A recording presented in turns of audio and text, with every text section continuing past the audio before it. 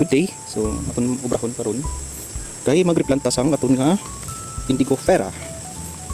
Kay para sa food security no sa aton nga kanding mimi kag sa baka.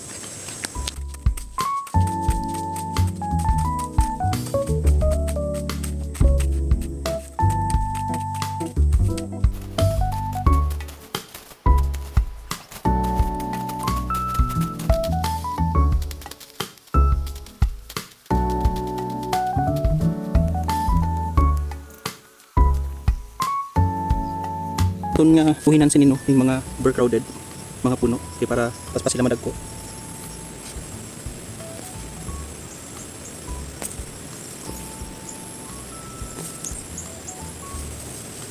Easy lang gid siya i-bunuton kay tukulan na bigabi humok ang lupa.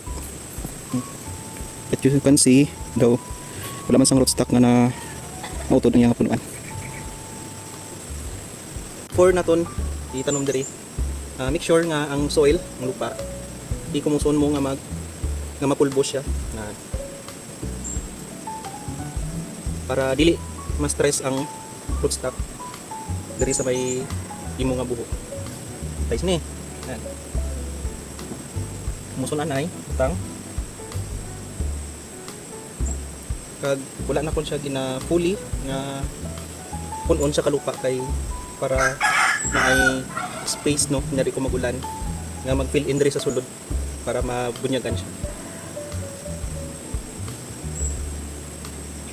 Pag wala po na kung ginadasokit siya mayad kay para meron po siya sang space no nga maka-relax ang ugat kag hindi siya ma-pressure kag ma-stress.